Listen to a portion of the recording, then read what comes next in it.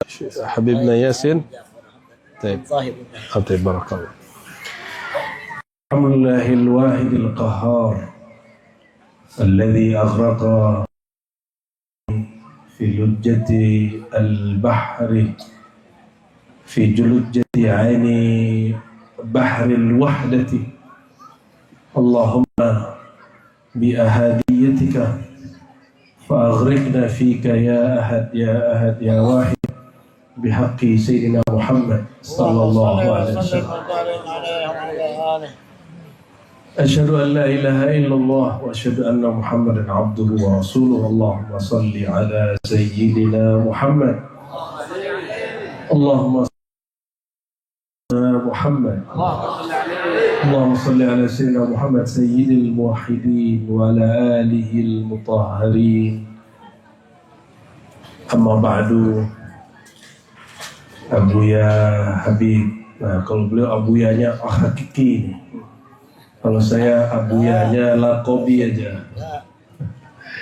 Habib Yasin bin Tahir Al-Haddad. Ya. Semoga Allah berkahi beliau. Amin.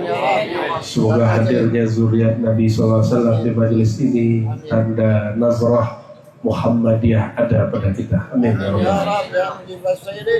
Dan begitu juga sahibul majlis Kiai Sudarno bin Slamet Al-Wahidi.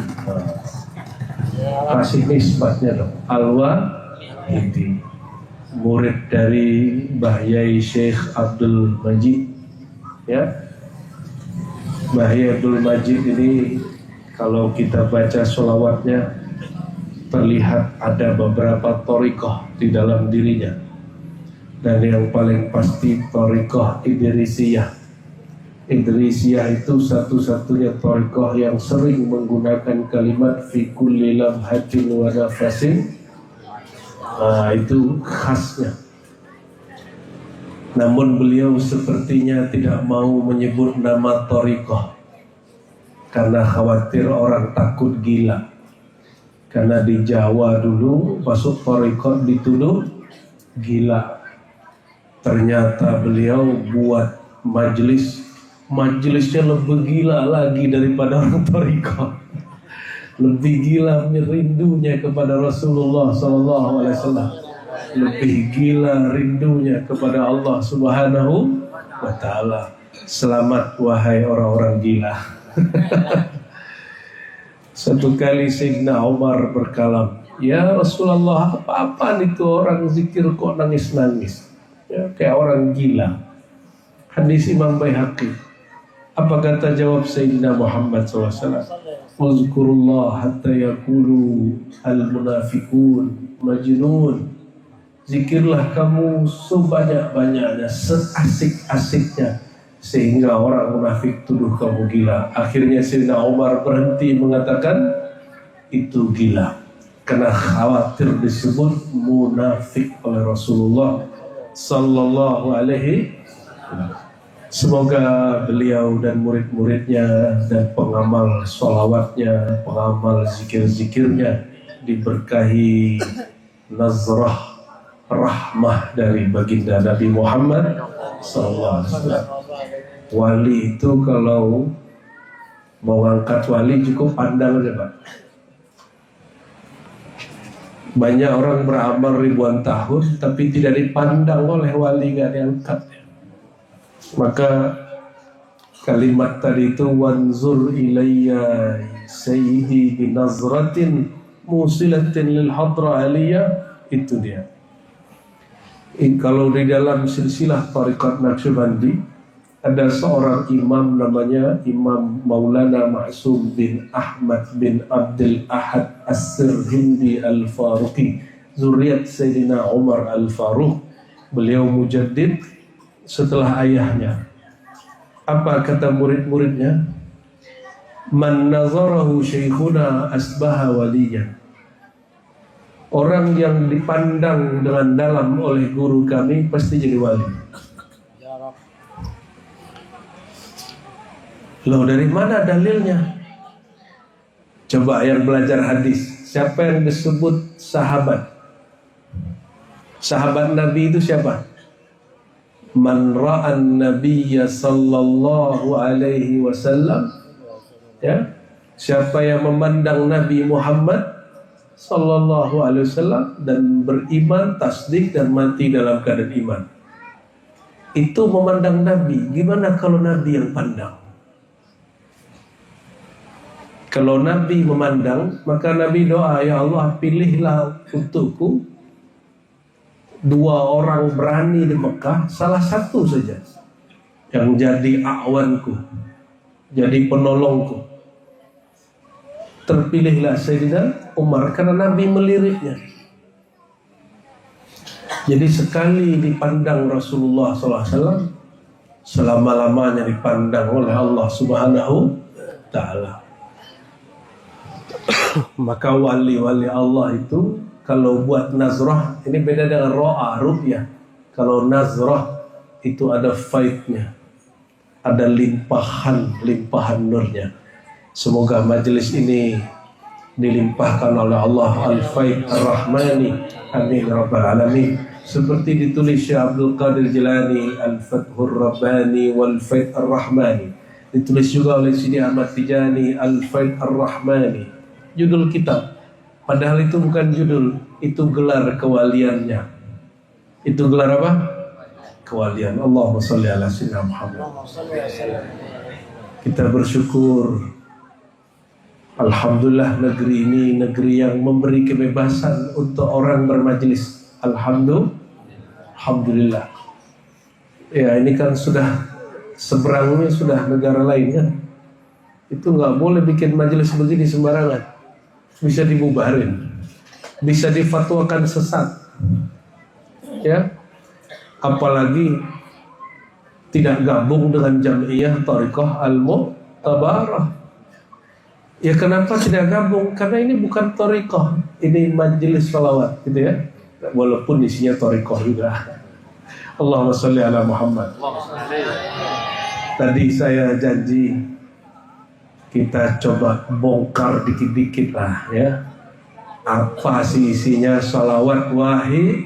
Nah, tapi syaratnya kondisi dulu anak-anak itu, anak-anak itu coba dipisah-pisahin dulu.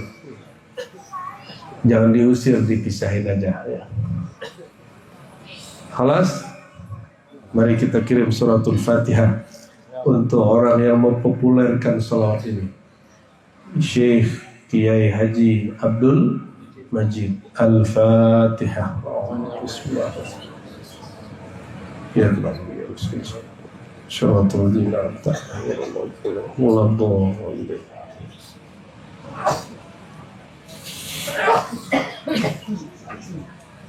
Hal pertama yang beliau lakukan adalah bertawassul, ya.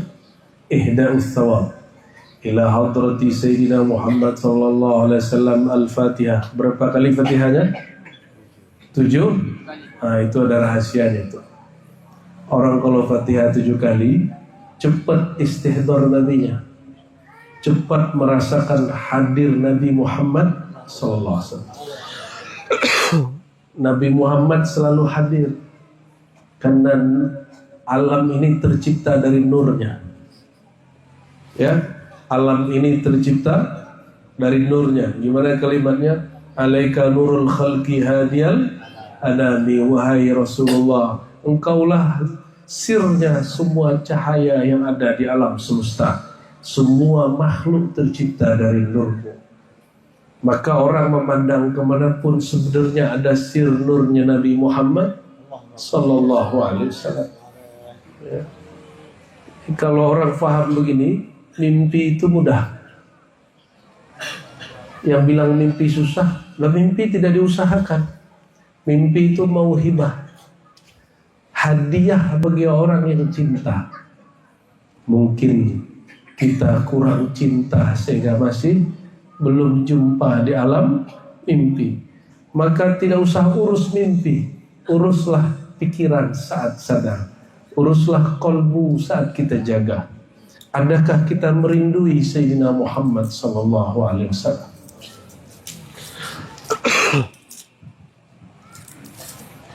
Lalu saya ringkas-ringkas aja karena banyak ini ya. Ini sholawat ahadiyah ini, wahidiyah ini, kalau kami diizinkan mengurai sholawat ahadiyah, ternyata sudah ada sholawat tapi lebih ringkas sholawat ahadiyah, cuma 3 kalimat. Kalau ini panjang, tapi isinya mirip dengan sholawat Ibnu Masyis. Maka tidak ada kebatilan di dalam sholawat wahidiyah, sesuai dengan warisan-warisan ulama. Nah ini saya sering kasih ilustrasi. Pergi ke Mekah, pulang bawa oleh-oleh. Apa oleh-olehnya? Air Zam-Zam. Pergi ke Madinah, pulang bawa oleh-oleh. Apa oleh-olehnya? Ini bukan lagi pantun, saya nggak pantun. Oleh-oleh Madinah apa? Oleh Mekah, Zam-Zam. Kalau kita ke Jakarta, oleh-olehnya apa? Tahu? Apa oleh-oleh Jakarta? Hah? Belum sampai. Saya doakan sampai, Pak. Kalau ke Pontianak, apa oleh-olehnya? Hah? Masa dah sampai juga. Apa oleh Madinah khasnya Pontianak apa? Ketemu Pontianak. Hah? Tempoyak. Oke. Itulah ide itu. Kalau kita ke Jawa Tengah, ke Jepara, ke Kudus, oleh-olehnya apa? Jenang. Paham sudah? Berkunjung ke negeri zahir, oleh-olehnya zahir. Kalau orang diperjalankan ruhnya ke kota-kota cahaya, ke alam-alam malakut al-a'la, al-jabarut al-ulya, kalau dia pulang dari sana, maka dia pun bawa oleh-oleh. Kalau pulang dari alam malakut itu alam malaikat, alam zikir, maka pulang-pulang dia bawa zikir. Jika dia pulang dari alam jabarut, dia pulang bawa ilmu ma'rifat. Ada lagi di atasnya, nama disebut lahut. Jika dia pulang dari alam lahut, dia pulang bawa ilmu keilahian. Ada lagi di atasnya, tapi saya tidak boleh bukannya. Kira-kira kalau wali pulang dari alam malakut, yang dia bawa apa tadi? Zikir. Kalau pulang dari jabarut, kemakrifatan, nanti diurainya, dikemasnya dalam bentuk sholawat. Sayyidina Ibnu Masyis, guru dari Abul Hasan Syazili. Imam Syazili ini cari wali kutub ke Baghdad. Kata orang Baghdad, ngapain kamu sini? Di kampung ada wali kutub. Maka pulang dia, ketemu di Maroko, namanya Al-Imam Abdul Salam Ibnu Masyis. Diajarkan dan ditalkin zikir, lalu diberikan salawat, namanya salawat Masyisiyah. Isinya mirip dengan yang di tengah sini. Antagriqani fi lujjati bahril wahdah. Mirip-mirip tapi beda, ya. Nanti kita urai itu kalau sampai, ya. Ibnu Masyis rohaninya turun dari negeri-negeri cahaya alam jabarutil ulya, pulang bawa salawat kemakrifatan. Paham maksudnya? Kalau ke Mekah ketemu banyak bangsa nggak? Ya.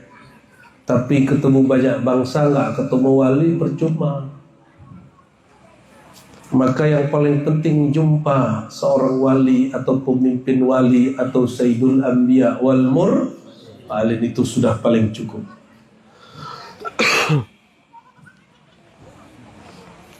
Maka beliau ketika rohaninya sadar, beliau kemudian mengubah sholawat. Maka sholawat ini gak boleh dikarang-karang dari akal. Dia mesti hasil oleh-oleh dari sana. Itu yang disebut man ahdatsa fi amrina hadza ma laysa minhu fawarat. Secara ilmu fikih, siapa yang buat sesuatu yang baru, bukan bagian dari urusan kita, agama kita, tertolak. Itu secara hukum fikih disebut muhdats bid'ah. Dalam ilmu hakikat, segala satu yang dikarang-karang tidak bertahan. Kalau dikarang-karang rasanya hambar. Tapi kalau sholawat wahidiyah dibaca, bikin rindu gak? Bikin kolbunya bergejolak gak? Kenapa? Karena dia tidak disusun dengan akal, dia disusun dengan kolbu. Ya, saya ditegur orang juga, Kiai, kenapa datang ke wahidiyah itu gak mau tabaroh? Saya nggak nyari toriko mutabarat, torikot saya sudah banyak. Saya ingin ketemu saudaraku perindu Rasulullah SAW. Saya jumpa orang-orang yang di kolbunya ada nur tauhid kepada Allah Subhanahu wa Ta'ala. Innamal mu'minuna ikhwah. Orang beriman itu bersaudara. Tadi sore kita ke tempat beliau, ya, TKN Tariqat Qadiriyah wan Naqsyabandiyah Suryalaya Bahanam. Kita tidak menutup diri dari orang yang punya jalur tariqah lain dari kita. Kenapa? Innamal mu'minuna ikhwah. Jika benar saudara ini, Anda ini seorang beriman, pasti ada hubungan saudara nur iman di kolbunya. Ya, semoga malam ini bukti dari itu semua. Amin ya rabbal alamin. Bukan taqiyah, bukan dibuat-buat, bukan cari muka. Amin ya rabbal alamin. Lalu yang jadi konflik kritik di zaman itu, ramai sekali orang menghujat Mbah Abdul Majid karena beliau bertawassul mengirim ila hadrati al-ghaus, ghausi hazal zaman, gitu ya, wa awanihi wa sairi awliyaillahi radhiyallahu ta'ala anhum al-fatihah. Coba diterjemah. Kepada ghaus, pemimpin para wali, itu disebut ghaus. Ghaus itu wali kutub tapi pemimpinnya. Kutub itu disebut kutub. Kenapa? Karena kolbunya terporos hanya kepada Allah Subhanahu wa Ta'ala. Maka Al-Qutub itu jumlahnya 313. Pemimpinnya disebut Ghaus. Apa pemimpinnya? Ghaus. Kok disebut Ghaus? Kalau semua kutub sudah mentok, zikir, doa, ma'rifatnya sudah gak mempan, dia ngadunya sama Ghaus. Wahai Tuhan Ghaus, tolong bimbing kami. Rabbini, bimbinglah kami. Itu dia. Al-Ghaus saya menyaksikan sendiri. Masih ingat pandemi nggak, Pak? Masih ingat pandemi? Itu banyak kiai doa, ya Allah angkatlah ya Allah pandemi. Nah, itu dia nggak ngerti itu. Mohon maaf kalau ada kiai yang begitu. Kalau di sini majelis juga ada begitu. Berarti belum ketemu Ghaus. Kalau wali, dia memahami jika Allah berkehendak sekarang pandemi, pandemilah. Tidak usah kemudian minta diangkat. Kapan minta diangkat? Kalau Allah suruh angkat. Paham? Jadi kita ini kalau ada bala, bencana, ujian, jangan langsung minta diangkat. Siapa tahu Allah ada skenario. Ternyata benar. Selama pandemi mungkin banyak orang terkena virus, tapi di saat yang sama Allah bukakan pintu langit, Allah bukakan kemakrifatan, maka majelis-majelis rohani tambah kuat. Betul nggak? Majelis-majelis zikir tambah solid. Karena mau lari kemana lagi? Tonton TV isinya itu, buka handphone isinya itu, keluar ditutup di lockdown ya. Kalau kiri kanan lockdown, cuma di sini yang tidak lockdown ya. Betul nggak? Fa ainal mafar, mau lari kemana? Mau lari kemana? Kalau bukan masuk lagi ke dalam diri sendiri. Jadi siapa Ghaus hadzal zaman? Itu rahasia Allah. Itu rahasia Allah. Mungkin orang nuduh Mbah Abdul Majid ini ngaku jadi Ghaus. Tapi sepanjang Kiai jumpa beliau nggak ngaku Ghaus ya? Nggak ada. Beliau bilang ila Ghaus hadzal zaman wa awani. Awan itu orang-orang yang bantu beliau, ring satu beliau. Coba perhatiin. Nabi Muhammad SAW sahabat utamanya berapa? 4. Nah, itu namanya awan. Namanya apa? Atau wuzara, wazir, atau disebut khulafa seperti di hadis ya, khulafa ar-rasyidin al-mahdiyyin. Itu istilah-istilah dari Nabi Muhammad sallallahu alaihi wasallam. Itu bahasa lain dari awan. Maka awan ini jumlah berapa? 4. Terus wasairi auliyahi ta'ala, dan seluruh para wali. Berarti beliau ini baca Fatihah untuk pemimpin wali, ring satunya wali Ghaus zaman, dan semua wali-wali di semua tempat. Dapat gak? Mau wali tarekat Khalidiyah, Naqsyabandiyah, Qadiriyah, Syaziliyah, Syatoriyah, dapat semua. Betul gak? Maka saya hakul yakin pengamal Wahidiyah tidak benci kepada thariqah, tidak benci kepada para imam. Justru mereka pencinta thariqah dan para imam, karena selalu di-Fatihain setiap hari.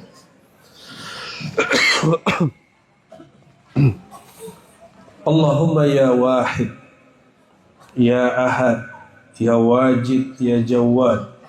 Beda nggak wahid sama ahad? Beda nggak Pak? Wahid sama ahad beda nggak? Apa bedanya? Beda hurufnya. Ya salam. Kalau mau ngerti wahid ahad, belajar martabat 7 ya. Ini karena waktu pendek saya kasih clue aja. Ada kajian kita tentang martabat 7, silakan disimak.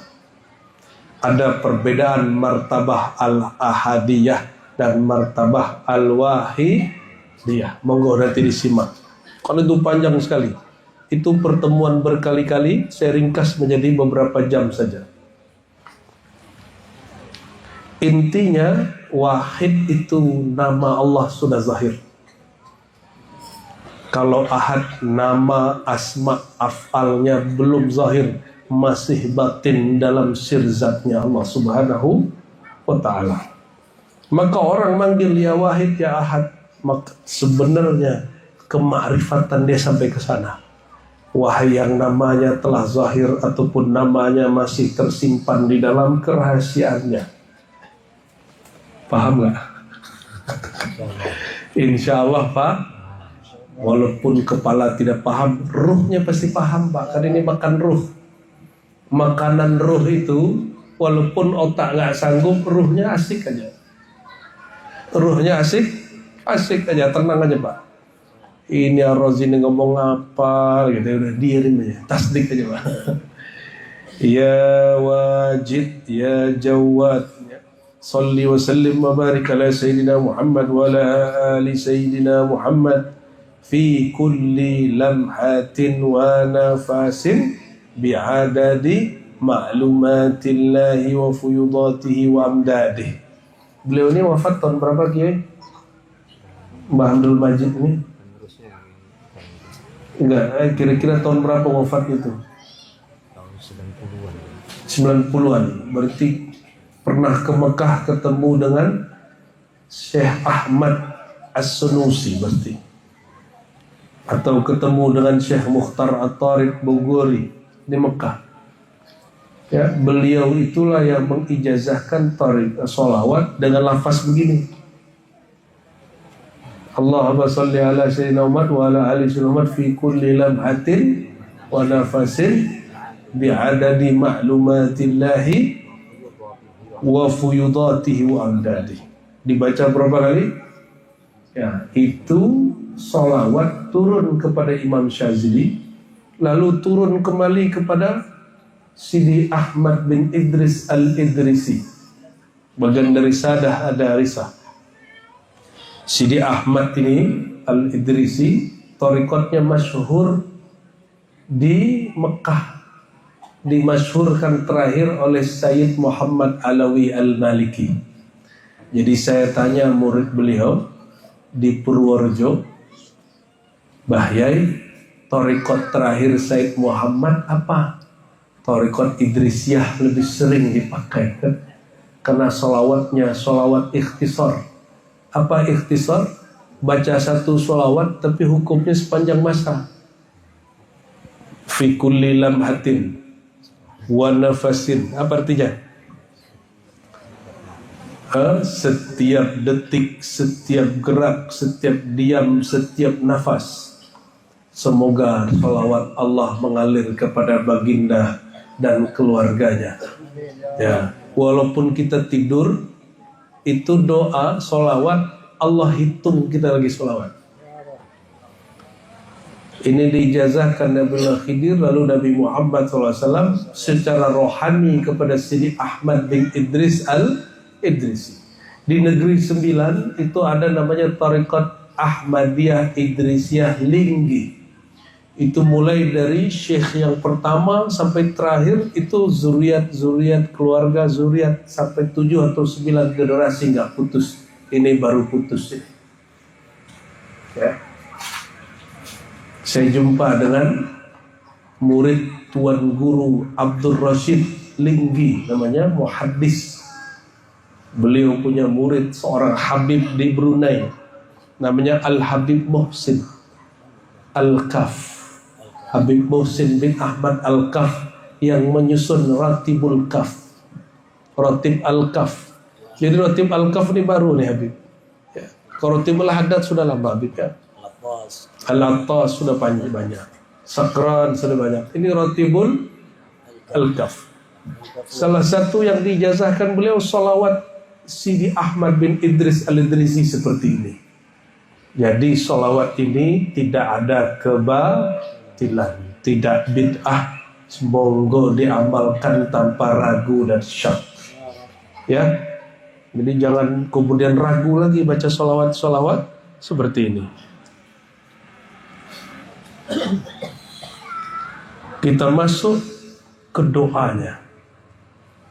Allahumma kama anta ahlu. Ya Allah, sebagaimana selayaknya Engkau. Ada yang tahu selayaknya Allah bagaimana? Hah? Ada yang tahu selayaknya Allah? Selayaknya Allah hanya Allah yang tahu. Namun kemudian ma'rifat ini diturunkan ke Nabi Muhammad sallallahu alaihi wasallam. Maka Sayyidina Muhammad paling mengerti bagaimana selayaknya bagi Allah Subhanahu wa ta'ala.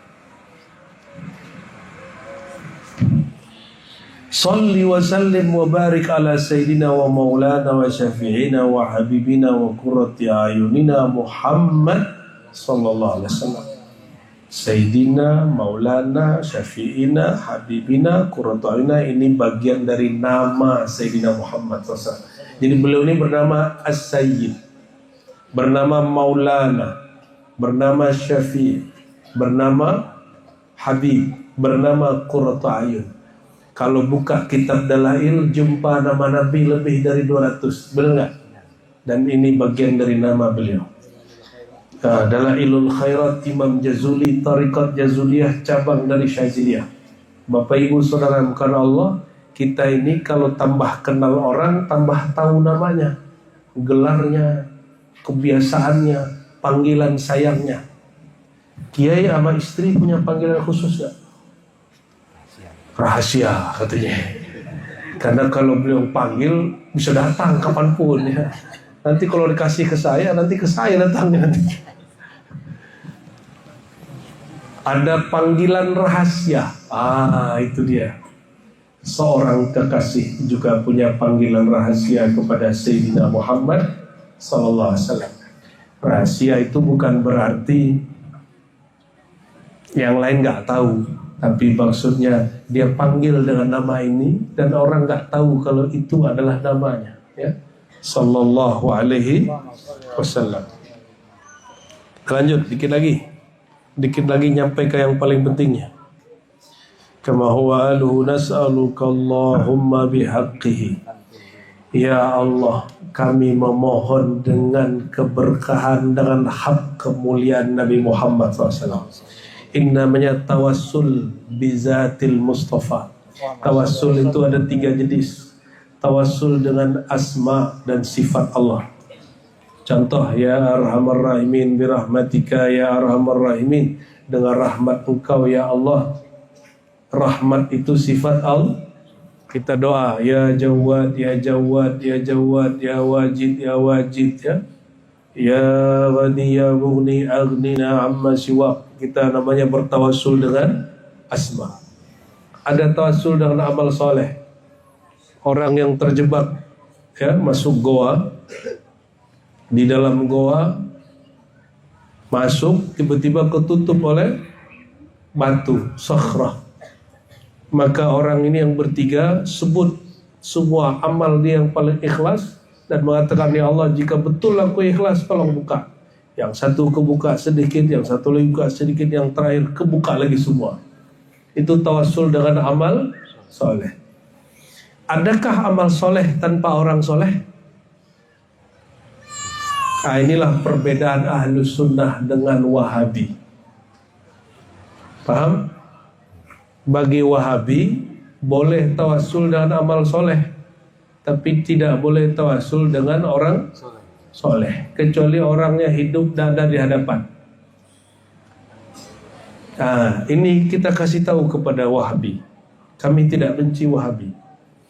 Bagi Anda, bagi antum, Nabi itu mati dan tidak ada di hadapan. Tapi bagi kami, Nabi itu yang wafat cuma tubuhnya, ruhnya, nurnya masih menyebar dan ada di sekitar kita, bahkan tidak pernah berpisah dari kita. Oleh karena itu, bertawassul dengan Nabi bagi kita tawassul dengan hadir al-hayy. Maka kaidah Wahabi tidak masalah. Apa kaidah Wahabi? Boleh tawassul dengan orang soleh yang hidup dan ada di hadapan. Hidup, ada di hadapan. Nabi Muhammad SAW hidup atau mati? Hidup atau mati? Hidup atau mati? Hidup atau mati? Oke, yang kencang dong ya. Para syuhada boleh nggak kita sebut mati? Lebih mulia Nabi atau para syuhada? Jika syuhada haram disebut mati, apalagi Sayyidu Syuhada Sayyidina Muhammad Sallallahu Alaihi Wasallam. Nabi Muhammad lebih mulia daripada semua syuhada, semua aulia dan Nabi Rasul. Jadi Nabi Muhammad hidup atau mati? Hidup. Kalau yang hidup sekarang ruhnya, ya sudah ruhnya, tergantung keyakinan antum lah. Nurnya terserah. Ya. Hanya jasadnya yang berpulang ke tanah, tapi nurnya masih mengalir. Sir sari nur zati. Apa kata Wahabi? Bertawassul dengan orang yang hidup dan hadir. Bagi kita, setiap kita baca salam ke beliau, beliau hadir dimanapun kita berada. Dan itu bukan ajaran sesat, itu ajaran beliau sendiri. Beliau yang mengatakan, siapa yang mengucapkan salam kepadaku, aku balas salamnya. Ya, fa'arudda alaihi salam, aku balas salamnya. Maka tadi kita baca sholawat dulu ya. Ini rahasianya kenapa Syekh Mbah Abdul Majid buka dulu dengan tawassul, lalu sholawat, lalu baru tawassul. Allahumma bihaqqihi, dengan hak kemuliaan Sayyidina Muhammad kami bertawassul. Bertawassul dengan Nabi Muhammad salah satu cara cepat doa mustajab. Sayyidina Adam baru diampuni setelah bertawassul dengan Nabi Muhammad Sallallahu Alaihi Wasallam.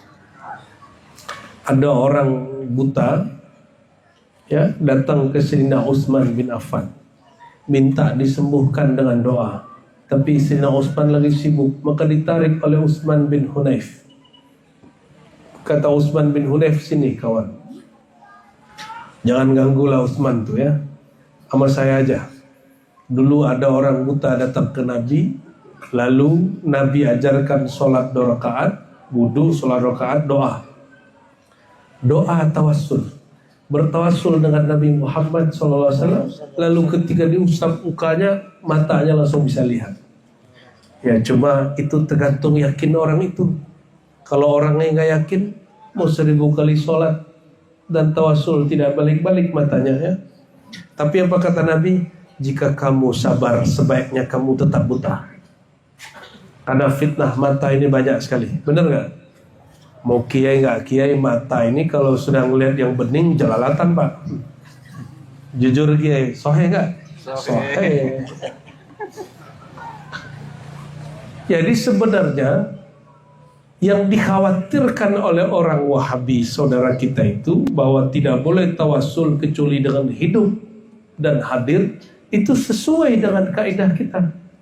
Bagi kita Nabi Muhammad SAW masih hidup, dan bagi kita setiap kali kita baca salam beliau hadir, nurnya, jawaban salamnya. Maka kita tawassul ke beliau, bukan bertawassul dengan yang mati, bukan bertawassul dengan yang tidak hadir. Cocok nggak kita mau Wahabi? Cocok nggak? Cocok aja. Ya, jadi cocoknya mazhab Wahabi itu mazhab para wali besar. Cuma diajarkan ke orang awam. Ya, cocoknya akidah Wahabi itu diajarkan ke siapa? Wali-wali besar. Sayangnya diajarkan ke orang awam, jadinya jadi aneh. Ya, jadi salah paham. Jadi kita ada masalah sama Wahabi? Gak ada masalah, yang ada cuma salah paham. Yang ada cuma salah paham. Oke. Antughriqana fi lujjati bahril wahdah. Tolong ya Allah dengan kemuliaan Nabi Muhammad SAW. Maka karamkan aku, tenggelamkan aku, celupkan aku, hanyutkan aku dalam gelombang samudra keesaan Engkau. Karena yang paling mengerti samudra keesaan Allah siapa? Nabimu. Dan yang boleh mengizinkan orang rekomendasinya mesti rekomendasi Nabi Muhammad. Jadi kalau orang nggak dapat nazrah Nabi Muhammad, nggak boleh dia berenang di lautan ma'rifat. Nah, istilah yang turun yang didapat oleh Syekh Abdul Majid ini, istilahnya lujjati bahril wahdah. Istilah itu juga ada di salawat Syekh Abdul Qadir Jilani, juga ada di salawat Ibnu Mashis.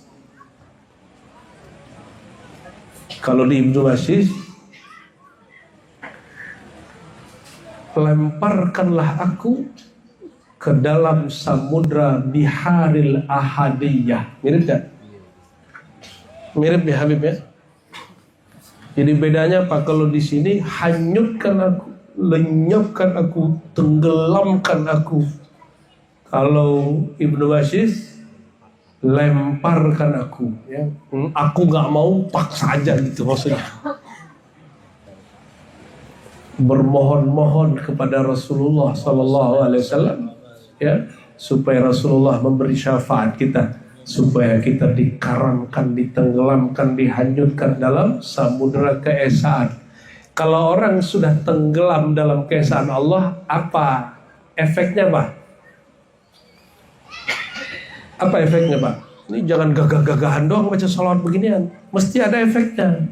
Mesti ada buahnya. Mesti berbuah.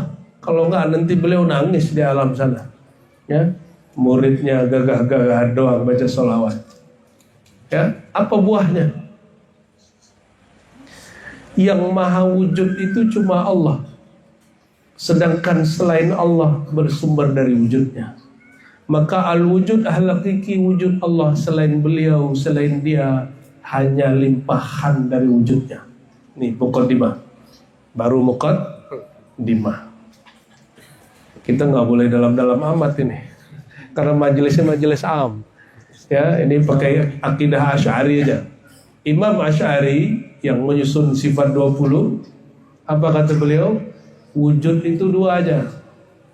Wujud yang ada dengan zatnya, wujud yang ada karena diwujudkan oleh zat pertama.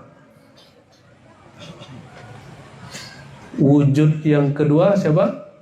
Wujud diadakan oleh wujud yang disebut al-mawjud, ya, bi ghairihi, yang wujud karena diwujudkan. Kita ini wujud sendiri atau diwujudkan Allah? Maka dalam bahasa akidah kita dicipta. Tapi dalam bahasa ma'rifat kita difaidkan, dapat limpahan wujud. Beda nggak? Apa perbedaan dicipta dengan dilimpahkan? Kalau dicipta tadi tiada menjadi ada. Ini bahasa ahli akidah.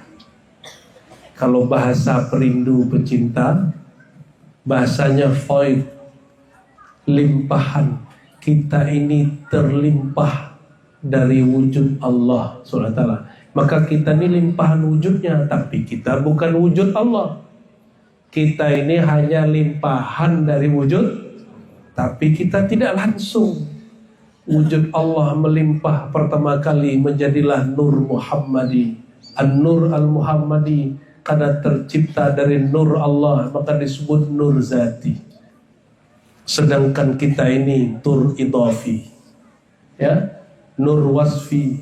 Kita ini Nur yang bercabang, yang terpancar dari Nur Sayyidina Muhammad Sallallahu Alaihi Wasallam. Makanya Bapak Ibu kalau baca sholawat rindu. Kenapa? Seperti anak rindu sama ayahnya, seperti anak rindu dengan leluhurnya, seperti seseorang rindu dengan kampungnya. Pak Kiai, kampungnya mana Pak Kiai? Saujaya. Di mana itu? Kuburaya. Di Kabupaten Kuburaya. Kabupaten Kuburaya. Dari sini Pontianak. Pulang berapa sekali?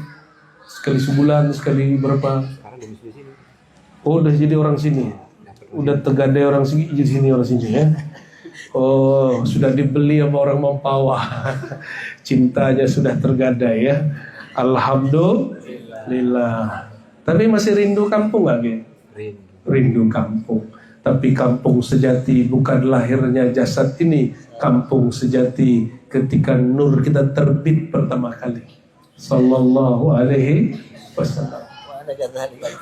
Masya Allah, Masya Allah. Jawa Wusta. Ini Habib ini kita kira orang Yaman, ternyata orang Jawa Tengah. Jawa Timur ya, Garbia, Syarqiyah. Di mananya itu Habib? Madura. Idan antum Maduri Sumenepi ya. Oh, berarti kenal dengan Kiai Ali Wafa ya?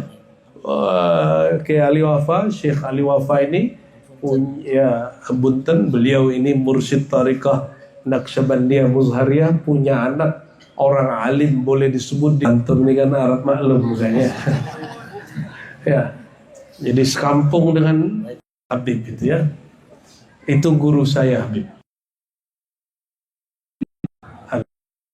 Sanad juga ke orang Madura ya.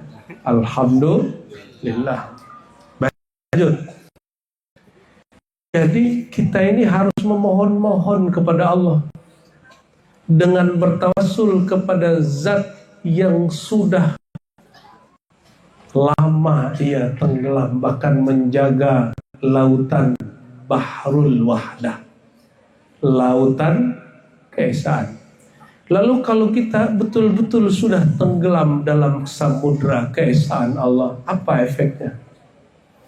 Nah, tadi pengantarnya wujud kita limpahan dari wujud Allah, tapi bukan seperti air melimpah ya. Nah, itu menyerupakan Allah dengan makhluk dan tidak boleh. Bukan, ini hanya istilah. Hanya apa? Hanya istilah. Tertib akli, mustalah lughawi, ya, istilah-istilah bahasa aja. Hakikatnya hanya Allah Subhanahu wa taala yang tahu. Laisa kamitslihi syai'un, hanya Dia yang tahu bagaimana Dia. Huwa kama huwa ahlu. Nah, itu maknanya tadi. Maka ketika Allah tiupkan ruh bersama nur ke dalam jasad ini, coba perhatiin, kalau tubuh disebutkan inni khaliqun basyaran min tin, surat Ya, surat apa itu? Inni khaliqun basaran min tin, sungguh aku ciptakan manusia daripada tanah. Aku cipta dari tanah. Surat Sad ayat 70, 172, 73, coba perhatikan nanti ya. Dicek di rumah. Mungkin nomornya bisa geser dikit. Setelah sempurna, nafakhtu fihi min ruhi, aku hembus roh. Maka roh dihembus, sedangkan tubuh dicipta. Maka istilah Quran ada yang makhluk, ada yang manfuh. Itu istilah Quran. Kalau dalam ayat yang lain, dalam surat apa misalnya? Surat yang kita biasa baca rakaat kedua hari Jumat. Surat apa? Hah? Itu mah standar itu. Setelah surat sajadah, Al-In, ya, Al-In, faj'alnahu sami'an basira. Di Quran ada khalaqa, ada ja'ala. Kalau Quran sendiri itu ja'alna, kami jadikan Quran itu bahasa Arab. Ja'alna itu bukan ciptaan. Dan Allah menyebut pendengaran kita, pandangan kita, bukan mata. Kalau mata dicipta. Kalau pandangan disebut di Quran, kami jadikan pada tubuhnya, pada matanya pandangan. Kami jadikan pada telinganya pendengaran. Jadi Allah nggak sebut istilah sama dan basor pada manusia sebagai makhluk, meskipun dia makhluk. Meskipun dia makhluk, tapi Allah sebut. Kenapa? Supaya orang ini nanti tenggelam dalam samudra keesaan. Gimana maksudnya? Dalam hadis Imam Bukhari. Nah, ini yang paling inti yang mau saya sampaikan malam ini. Semoga paham. Paham nggak paham? Semoga paham. Paham nggak paham? Fa'ilam tafham al-yawm satafham ghadan. Fa'ilam tafham al-ghadan, fa'ilam tafham al-ghad, satafham ba'da ghad. Fa'ilam tafham fil hayah, satafham ba'dal mamat. Kalau nggak paham sekarang, semoga paham besok. Nggak paham besok, semoga paham besok lagi. Nggak paham besok lagi, paham setelah mati. Amin ya rabbal alamin. Apa kata Nabi SAW? Allah berfirman, "Fa'idha ahbabtuhu, jika aku telah cinta kepada hambaku." Kalau bahasa salawatnya, apabila aku telah tenggelamkan dia dalam lautan cinta keesaanku. Ini bahasa salawatnya. Kalau bahasa Nabi-nya Bang, Allah berfirman hadis qudsi, "Fa'idha ahbabtuhu, jika aku sudah menenggelamkan dia dalam cintaku." Kita ini kalau cinta, ingin kekasih kita ikut kita, benar nggak? Maunya kita, maunya dia. Maunya dia tunduk sama kita. Nah, itulah egonya cinta. Itu sifat Tuhan, jangan dipakai. Itu sifat tuh jangan dipakai. Jangan kita kemudian mau tunduk semua kehendak istri ke kita, jangan begitu. Istri juga jangan begitu. Semua kemauan istri harus suami ikut. Itu yang boleh hanya Allah Subhanahu. Apa kata Allah? Jika aku telah tenggelamkan hambaku dalam cintaku, dalam samudra keesaanku, kuntu sam'ahu alladhi yasma'u bi. Aku tukar samaknya jadi samakku. Aku ganti basornya, pandangannya dengan pandanganku. Aku ganti semua jeroan dia, semua batiniahnya adalah pancaran dari sifat-sifat ma'aniku. Ya, kira-kira begitu. Maka jika dia memandang dengan pandangan Allah. Jika dia mendengar dengan samanya Allah. Coba cek, ada nggak di setelah itu? Ada nggak di ujung salawat? Hatta la nara wa la nasma' wa la najid wa la nuhis wa la nata'arraq wa la naskun illa biha. Sehingga kami tidak memandang, tidak merasa, tidak mendapat, tidak bergerak, tidak diam, tidak memutuskan apapun kecuali biha, dengan sir cinta keesaan Allah Subhanahu wa ta'ala. Itu dia. Batal atau soheh ini? Batal apa soheh ini? Soheh sesuai dengan Soheh Al-Bukhari. Segitulah. Oleh karena itu saya menentang kalau ada kiai ustadz yang memfatwakan majelis-majelis zikir itu sesat. Saya bilang gini, kalau beda sama thariqat kita, ente lebih alim bina. Tapi kalau ternyata dia lebih alim dari ente gimana? Ya? Masa difatwa sesat? Siapa tahu dia lebih rindu ke Rasulullah daripada kita. Siapa tahu dia lebih karam, lebih tenggelam dalam keesaan Allah daripada yang memfatwakannya. Ya, seperti terjadi pada Aba Guru sekumpul mufti-mufti duniawi memfatwakan dia sesat. Ternyata beliau tidak sesat. Tiba-tiba malam-malam surat untuk fatwa mau ditandatangani, disodorkan ke gurunya. Gurunya berpikir keras, ternyata dapat ilham. Ini kalau difatwakan sesat, kan dia murid saya juga. Ya, kalau salah dibimbing, kalau betul didukung, maka beliau kemudian tidak jadi fatwakan sesat muridnya. Maka saya mendukung cara ulama MUI seperti itu. Ya, dan saya yakin orang Wahidiyah ini terbuka, benar nggak? Nggak ada yang disembunyikan kan? Yang disembunyikan itu cuma rasa. Dan Bapak Ibu yang bukan Allah, rasa itu bukan bab akidah. Rasa itu bab tajribah zauqiyah, rasa di qalbu. Maka wilayah akidah tidak berlaku. Hukum akidah tidak berlaku karena dia hukum rasa. Hukum akidah itu isbat dan nafi, diiyakan atau ditidakkan. Kalau hukum rasa, zauq alam tazuk, tazuk aulam tazuk, engkau rasa atau tidak rasa, itu hukumnya. Engkau rasa isbat, engkau tidak merasa nafi.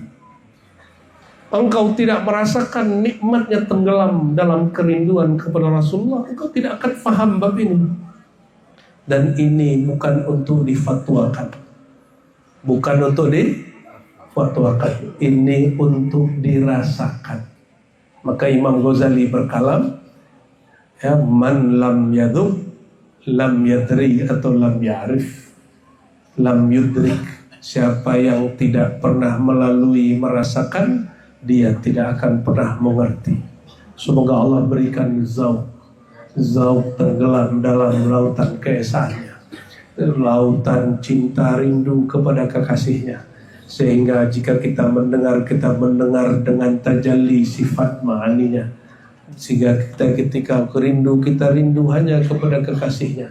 Amin ya rabbal alamin. Barangkali itu Bapak Ibu, para hadirin, para habaib, para masyayikh, semoga sedikit ulasan ini meneguhkan kita untuk tetap beramal soleh, merindukan Rasulullah SAW, bertauhid hanya kepada Allah Subhanahu wa ta'ala. Ya, wa sallallahu ala sayyidina Muhammad. Assalamualaikum warahmatullahi wabarakatuh.